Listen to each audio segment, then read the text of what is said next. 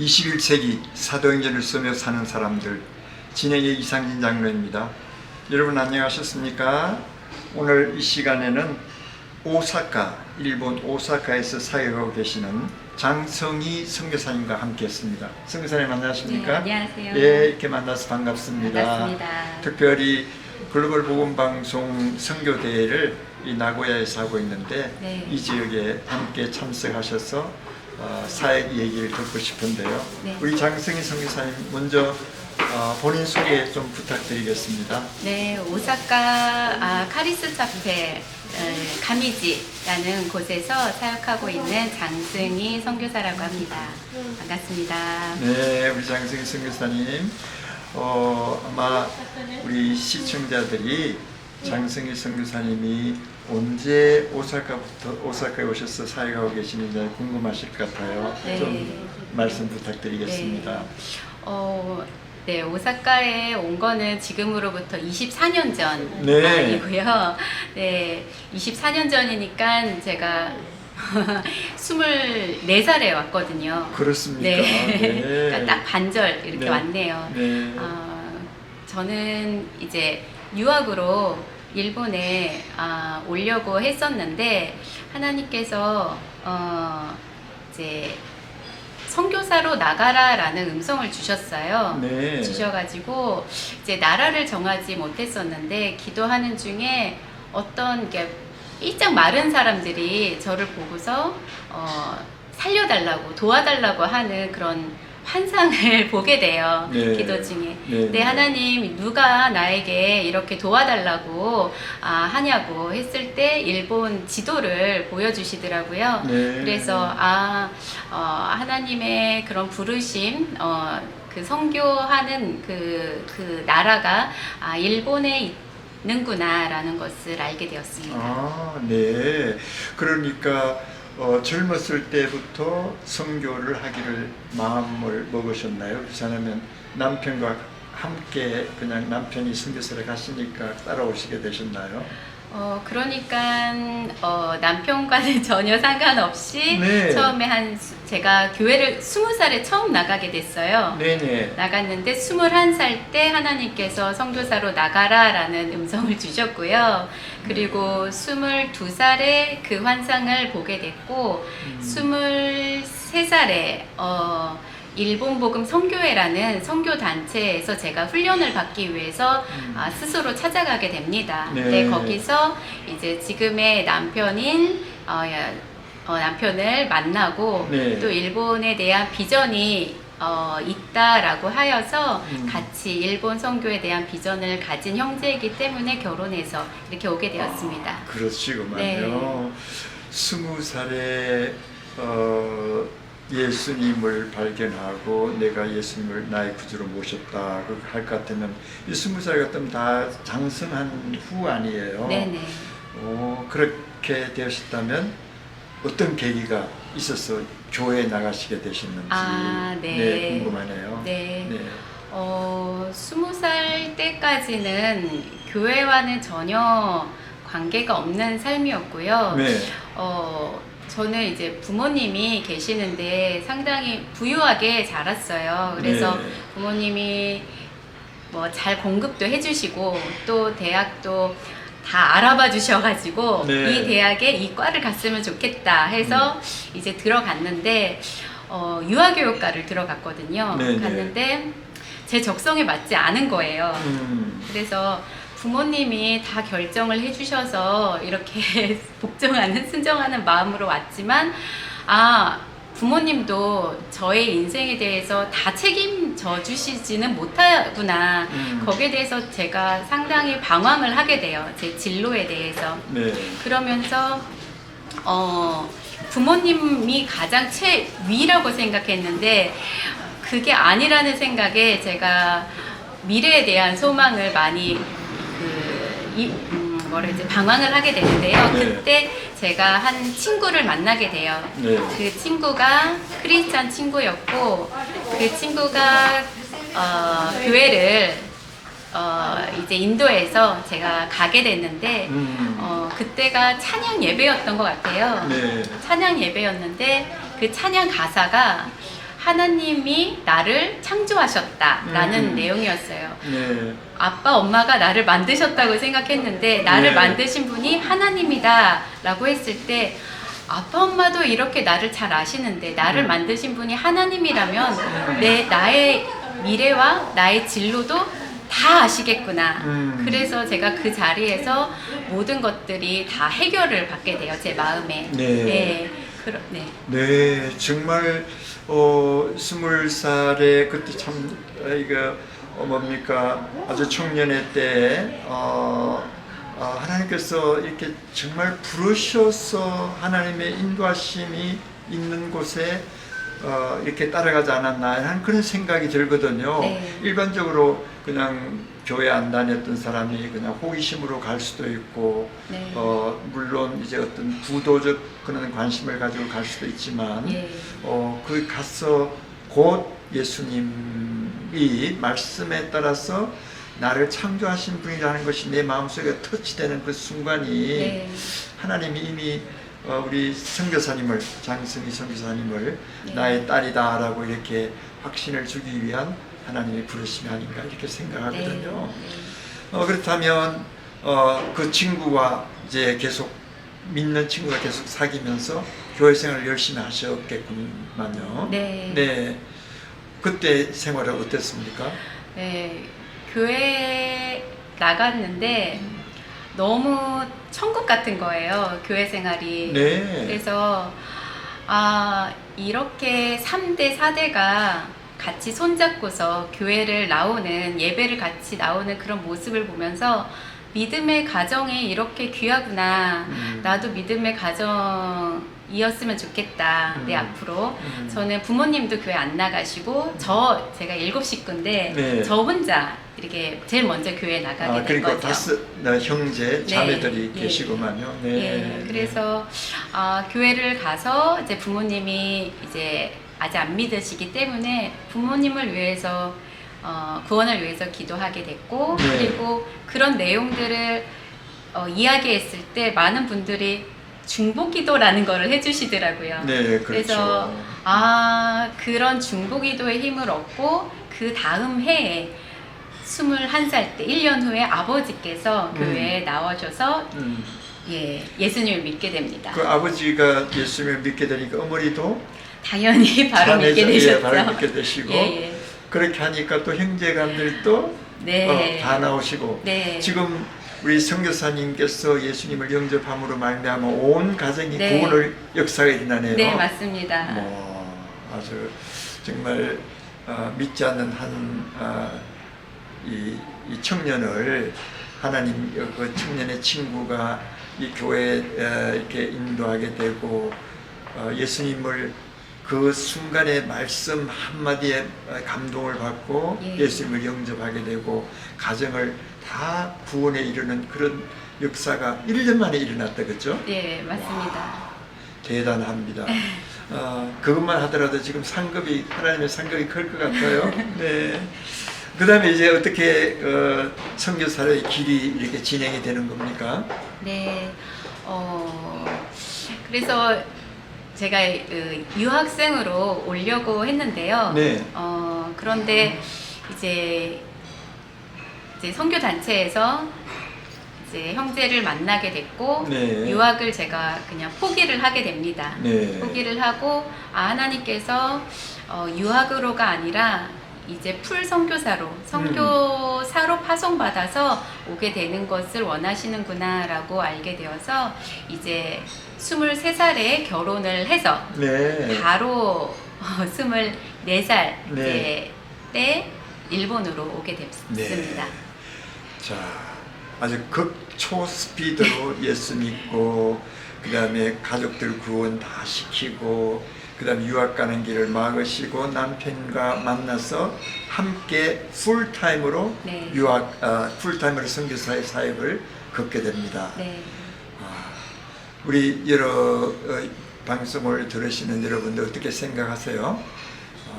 우리의 삶들 가운데 정말 하나님을 알기를 원하지만은 그것이 잘 안 되어서 고민하고 고통스러운 사람들도 많이 있는데 우리 장승희 선교사님의 이 감정의 말씀은 그 어느 누구도 과거에 예수를 믿든 안 믿든 관계없이 주님만 만나면, 하나님의 말씀이 내 속에 터치만 되면 이렇게 훌륭한 하나님의 길을, 하나님의 사역의 길을 걷게 된다 하는 것을 이렇게 느낄 수 있는 것 같습니다. 네. 자, 그러면 이제 일본으로 오셔서 어디에서 사역을 하기 시작됩니까? 일본 사역에 옛날로 돌아가, 지금부터 24년 전으로 돌아가서 네. 그 당시 때를 한번 회상하면서 어땠어요, 네. 일본? 이제 24살짜리, 이제 저는 대학 졸업하자마자 이렇게 일본에 왔는데요. 네. 이제 오기 전에 남편과 기도 제목을 받은 말씀을 공유하게 돼요. 네. 근데 사도행전 9장 25절 말씀을 제가 네.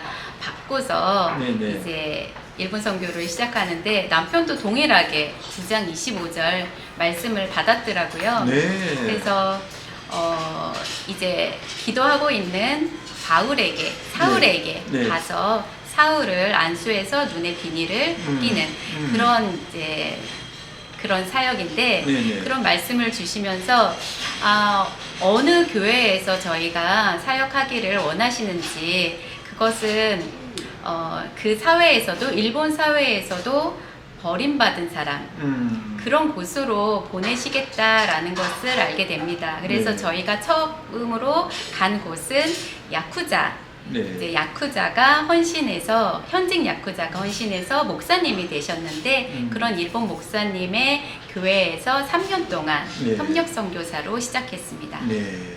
야쿠자라고 할 것 같으면 굉장히 아주 무서운, 한국으로 말하면 어떤 깡패들의 집단 아니나요? 네, 맞습니다. 네, 네. 네, 목사님도 머리 아래, 목부터 이제 발목까지 문신이, 호랑이 문신이 있었고요. 네네. 성도들도 뭐 교토 넘버 3라든지 이제 여성분들도 몸에 이제 이레즘이라고 하죠. 문신이 네네. 이렇게 있는 분들이 네. 이제 3분의 1이 야쿠자들이었고 네. 3분의 1이 마약 중독자들, 네. 각성제 중독자들이고 네. 한 3분의 1이 이제 학생들, 원조 교제하는 여자들, 그런 분들, 그리고 폭주족, 네. 그런 분들로 모여진 그런 성도들입니다. 교회였어요. 그런 교회이고, 한국인은 저희 둘만 있었습니다. 남편 선교사님하고 우리 장 선교사님하고 네. 둘만 거기서 사역하시는 한국분의 그러니까 야쿠자 네. 족, 그러니까 정상적인 사람들이었는데 네. 그 속에서 그 사역하시면서 아마 여러 가지 좀 무서운 일도 있었을 것 같은데 어떻게 하시는지요? 대부분 그렇게 상상을 하시는데요. 네네. 한국에서 일본 복음 선교에서 훈련을 받을 때 일본인들은 뭐 혼내와 다떼마에 막 속마음, 겉마음, 그리고 자기 속마음은 이야기를 안 한다, 뭐 여러 가지 이제 지식적으로 공부를 했는데요. 직접 가보니까 네. 이분들이 다 이미 그 사회에서 버림받았다고 생각을 하기 때문에 저희들에게 모든 이야기들을 이렇게 터놓더라고요. 그래서 일본인들이 참 수치 문화라고 하는데 이런 부분들을 다 이렇게 고백을 하면서 본인들이 예수님을 믿는 과정들도 이렇게 저희들이 보게 됩니다. 네. 하면서 이 분들의 그런 순수함, 그리고 완전히 바닥까지 내려간 상태에서의 그 사람, 그리고 이분들이 예수님을 믿을 때 변화되는 그런 과정들을 보게 되면서 일본 선교에 대한 그런 소망도 생겼고, 일본인에 대한 그런 거부감이라든지 그런 벽들도 그곳에서 많이 무너졌다고 볼 수 있습니다. 네. 처음에 그 야쿠자들이 모여 있는 그 교회에 네. 그 목사님도 야쿠자 출신이었고, 또 나머지 사람들도 다 우리 정상적인 사람들의 눈에서 본다 할 것 같으면 조금 버림받은 사람 혹은 네. 좀 다른 그룹의 사람들이잖아요. 예, 예. 그 사람들 가운데서 3년간 목회하시면서 네. 이제 기억에 남는 어떤 한 변화의 역사 같은 것이 혹은 에피소드나 간증으로 있다면 네, 좀 말씀해 있습니다. 주시겠습니까?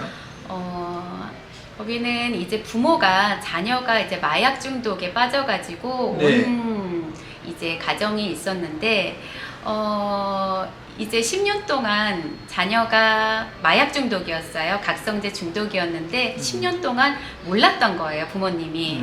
그래서 아주 모범적으로 지내는 부모님이고 자녀도 일을 월요일부터 금요일까지 했었고 그래서 10년 동안 이 아이가 마약 중독이라고 몰랐었는데 이제 알게 된 거죠. 그래서 네. 그 충격에 빠져서 교회에 이제 오게 되었는데 이 형제가 금요일에는 마약을 하고 3일간 마약에 취해 있다가 월요일에는 정신이 멀쩡해져가지고 또 일을 가는 그런 패턴이었어요. 네. 근데 이 형제도 이제 교회에 나오게 됐는데 금요일만 되면은 또 마약을 하려고 하는 그런 습관이 생기니까 저희가 이 형제를 데리고서 이제 목욕탕을 데리고 간다든지 그 금요일에 그 시간을 그 유혹을 피하기 위해서 데리고 다니고 그랬죠. 뭐 볼링장을 간다든지 네. 그랬는데 근데 결국에는 그런 습관들의 이제 유혹에 말려가지고 그 형제가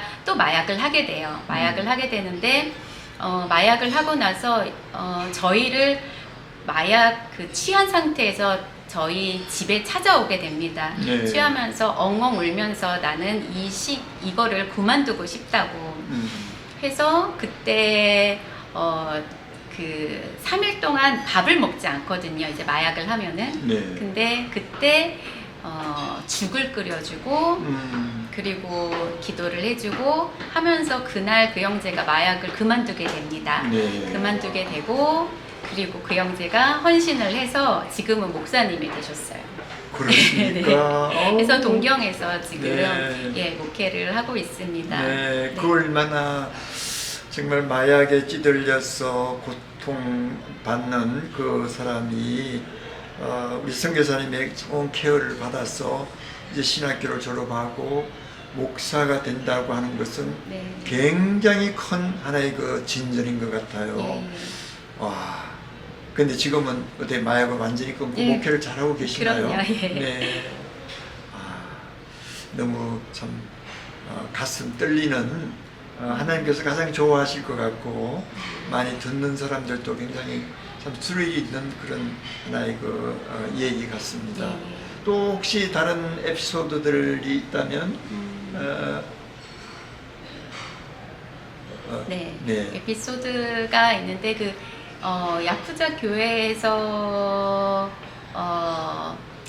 저희가 한국에서는 축사 사역이라고 하죠. 그렇죠. 예, 귀신을 귀신을 쫓는. 내쫓는 네. 사역은 한국에서는 저희가 보지를 못했어요. 네, 근데 25년 전에 일본의 그런 영적 상황이라 그래야 되나요? 예. 손만 대면은 이제 귀신이 나가고 음. 이제 그런 축사 사역들이 그때는 상당히 활발했습니다. 네. 그래서 매일 축사 사역을 이제 교회에서 하고 네, 그런 집회들이 매일 밤마다 있었죠. 예. 그래서 축사 사역을 할 때 사실 네. 그러한 경험을 당한 사람들, 저 귀신에 매여 가지고 아주 힘들어하는 사람들이 축사 사역을 통해서 귀신이 물러가고 보통 정상적인 사람이 되었을 때 네. 그들의 기쁨도 굉장히 참 많을 것 같아요. 네. 그렇습니다. 네. 이제 그 3년간의 그 야쿠자 사역이 끝나고 이제 단독 목회로 시작하게 되나요? 혹은 다른 목회로 네. 하게 됩니까? 예, 그 목회 얘기들을 좀 나눠주시면 고맙겠습니다. 예, 예. 이제 그 협력 선교사의 3년의 기간을 마치고 저희가 개척을 하게 됩니다. 네. 예, 단독으로 개척을 하게 되고요. 그때 이제 저희가 개척을 하게 되는 저희는 야쿠자도 아니고 마약 중독자도 아니고 그런데 저희 교회에 오는 성도들은 봤더니 다 이제 형무소 출신이라든지 그 폭탄 제조업자라든지 좀 이렇게 특수한 분들이 이제 오는 일들이 네. 있게 됩니다. 네. 그래서 그런 초기에는 교도소 사역이라든지 그런 현직 야쿠자들이 와서 같이 예배를 드린다든지 그런 사역들을 초창기는 했습니다. 네. 자, 지금은 이제 24년 동안 일본 생활, 네. 이제 일본을 알 만큼 아실 거고 또 언어도 상당히 이게 잘 하셔서 부산 설교를 한다든지 하는 게 문제가 없으시겠어요. 네. 자, 그렇다면 지금은 이제 어떤 사역에 포커스를 두고 하십니까? 네. 이제 저희가 저희 자녀가 일본에서 3명이 다 일본에서 태어났습니까? 태어났어요. 네네. 그러면서 이제 그 아이들과 함께 사역이 또 진행이 되더라고요. 아무래도 그러니까, 애들이 네. 있으니까 그렇겠죠. 그래서 선교사님들을 보면은 아이들을 인터내셔널 스쿨에 보내기도 하고 네. 그리고 현지 학교에 보내기도 하고 아니면은 홈스쿨링을 하기도 하고 하는데 저는 어떻게 아이들을 보내야 될까요? 했을 때 교회에 집에 제일 가까운데 아무데나 보내라고 하시더라고요. 네. 그러면은 그 아이들을 통해서 내가 일하겠다라고 하셨어요. 그래서 저희가 지금까지 한 16번의 이사를 했거든요. 예, 이사를 하면서 그건 1년에 한 번씩 하시는 거랑 마찬가지네요. 네, 네. 하면서 아이들이 이렇게 전학도 많이 가고 했는데 그때마다 아이들을 통해서 많은 아이들이 이제 교회에 오게 되고 그 아이들에게 복음을 전하고 뭐 직접 이렇게 원초적인 복음이라고 하죠. 원색적인 복음을 전해서 그 자리에서 예수님을 영접하는 기도를 하고 그리고 그 자리에서 창세기부터 요한계시록까지 간단하지만 글 없는 그림책 같이 해서 네. 전하고 그런 어린이 사역을 한 10년 정도 했습니다. 네. 해서 공원 전도도 하면서 이제 전하면은 98%는 아이들이 예수님을 믿어요. 할렐루야. 네. 네. 그래서 참 크리스마스가 어떤 날인지 아니?라고 물어보면은 케이크 먹는 날이라고 하더라고요. 네, 처음에는. 네. 네, 그래서 예수님이 태어난 날이라고 그러면서 예수님을 소개하면 아이들이 놀래요. 그러고 너희 죄가 없어져. 예수님을 믿으면 없어져.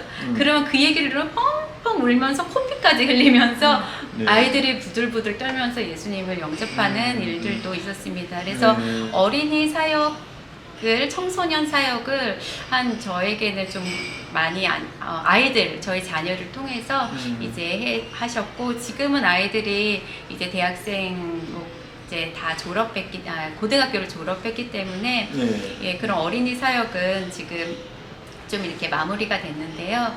하고서 이제 저는 이제 통역을 한다든지 그리고 찬양 집회 찬양 사역을 한다든지 그리고 한국어를 그런 학생들한테 가르치는 그런 한국어 강좌 그리고 그 한국에 관심 있는 일본 아이들을 이제 가르쳐서 한국에 유학 보내는 네. 그런 일들이라든지 네. 그런 걸 하고 있습니다. 그 정말 여성 선교사로서의 그 섬세하고 세밀한 자녀들과 혹은 젊은이들을 향해서 이렇게 바치는 그 헌신의 손길들이 그 아이들이 그 그리스도의 사랑을 그 속에서 느끼면서 나중에 성장되어서 이 사회에 좋은 리더들이 다 될 거 아니에요. 네. 그런 의미에서 좀 힘들지만 그런데도 이 일을 그 사명으로 생각하고 하시는 그 선교사님이 아주 존경스럽습니다. 그러면 이제 앞으로 선교사님이 남은 우리 선교사에게 때를 어떻게 보내실는지 선교의 비전 좀 나눠주십시오. 네. 저도 이제 지금 방송을 이렇게 GBS와 함께 이제 시작을 이제 올해부터 시작을 하게 되었는데요. 네네. 방송을 통해 가지고 또 전달되는 그런 메시지도 아주 강력하더라고요. 그렇죠. 네. 네. 그래서 그런 방송을 통한 또 그런 이제 한국어도 그렇지만 또 그 복음을 전하는 그런 일들을 앞으로 하나님께서 더 인도해 주셨으면 하는 또 제목이 있고요. 네네. 그리고 이제 다음 세대들을 향한 마음이 있는데요. 네. 다음 세대들이 일본에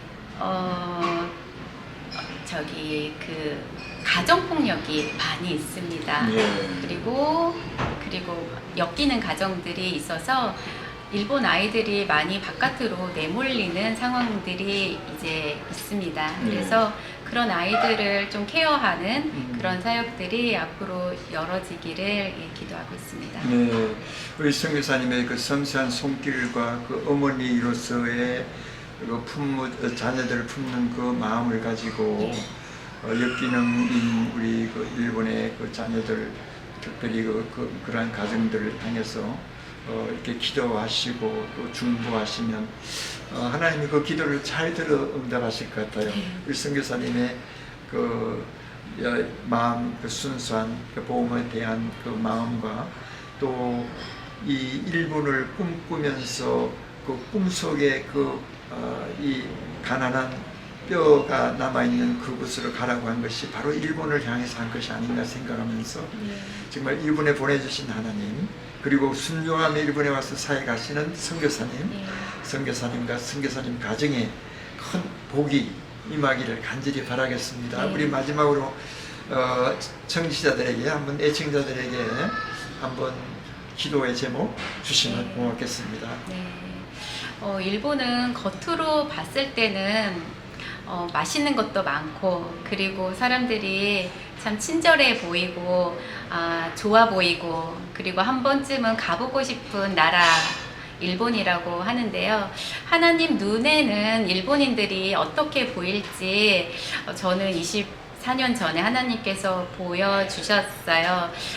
도와달라고 속에서 부르짖더라고요. 그래서 마케도니아 사람들이 건너와서 나를 도와달라고 했던 것처럼 일본 사람들이 자존심은 있어서 도와달라는 요청을 잘 못해요. 그렇지만 그 영혼 깊은 곳에 부르짖는 소리가 저는 계속 들리거든요. 그래서 겉으로 보이는 일본이 있지만 하나님 눈으로 보는 일본, 그 부르짖는 일본인들의 그런 아픔, 그리고 말 못할 사정들, 그런 부분들을 여러분도 중보 기도해 주시고요. 그리고 그렇게 일본을 위해서 또 헌신하시는 선교사님들을 위해서 기도해 주시고요. 또 그렇게 일본을 또 밟아주시는 그런 분들이 많이 늘어났으면 좋겠습니다. 네, 이렇게 아름다운 그 간정, 그리고 선교 소식을 이렇게 듣다가 보니까 시간이 다 된 것 같습니다. 장성희 선교사님, 일본 오사카에서 사역하고 계시는데 여러분들 잊지 말고 기도 많이 해주시기를 바랍니다. 우리 선교사님 감사합니다. 네, 감사합니다. 여러분 안녕히 계십시오.